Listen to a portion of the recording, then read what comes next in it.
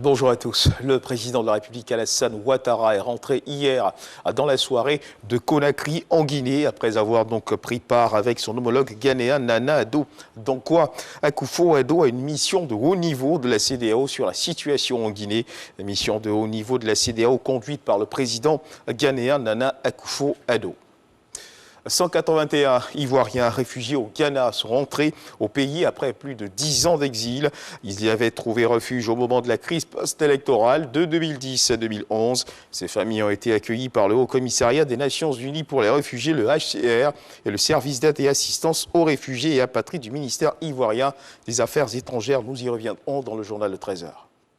Ce qu'il faut également savoir dans l'actualité nationale, c'est que le président de la Chambre des métiers est allé visiter les sites de recasement des artisans de la commune de Koumassi. La priorité est bien sûr de trouver des sites définitifs qui mettent les artisans à l'abri des déguerpissements intempestifs et qui fragilisent leur activité. Lanciné Bakayoko.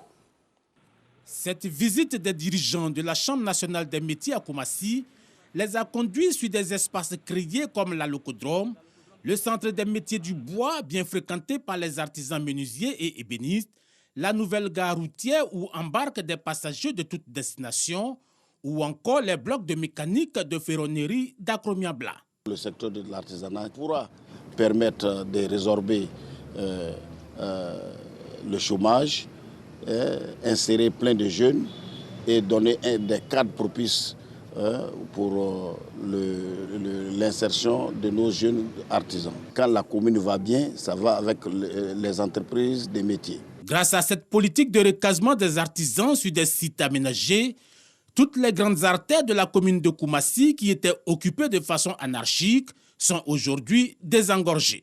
Mamadou est responsable d'une association d'artisans électroniciens. On était vraiment le côté le plus touché par ces déguerpissements, voilà, les artisans. Mais aujourd'hui, avec ces recasements, voilà, pas total à Koumassi, mais en train de mettre tous les artisans, à chaque personne à son niveau. Mais aujourd'hui, on voit les réformes et les recasements.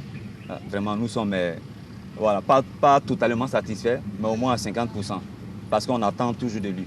Il y a d'autres artisans qui restent, plusieurs artisans qui restent encore, voilà, qui n'ont pas vraiment de place. En recevant la fêtière des artisans, les autorités municipales ont expliqué que le recasement a été possible grâce au partenariat avec les opérateurs économiques. En contrepartie, les artisans ont le devoir de s'acquitter convenablement de leurs obligations fiscales. Reportage signé Lanciné Bakayoko est dans l'actualité internationale. Ce qu'il faut également savoir, c'est qu'en Algérie, l'ex-président Abdelaziz Bouteflika est décédé hier vendredi à l'âge de 84 ans. Depuis sa perte du pouvoir en avril 2019, sous la pression de l'armée et de la rue, l'ancien chef de l'État était resté retranché dans la solitude dans sa résidence médicalisée de Zeralda, c'est à l'ouest de l'Algérie. La nouvelle de son décès a été annoncée à la télévision nationale algérienne, citant un communiqué de la présidence de la République. Et puis toujours dans l'actualité internationale au Cameroun, dans la région nord-ouest du pays, une patrouille militaire a été attaquée jeudi dernier à l'est de Bamenda. 2 véhicules blindés ont sauté sur des engins explosifs improvisés avant d'être attaqués par un groupe de miliciens locaux, notamment équipés de lance-roquettes. Une attaque du même type avait déjà eu lieu la semaine dernière et plusieurs combats ont éclaté depuis dans cette zone, faisant une quinzaine de victimes dans les rangs des militaires.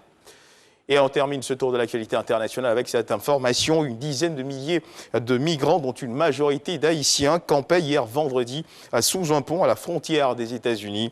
Arrivés à Del Rio, au Texas, en traversant le fleuve Rio Grande, de moins de 2000 en début de semaine. Ils sont désormais plus de 10 500 selon le maire de cette ville frontalière, Bruno Lozano. Ils attendraient juste d'être arrêtés par les gardes frontières pour entamer les démarches d'autorisation de séjour. C'est la fin de ce flash d'information. Je vous retrouve à 13h pour le journal.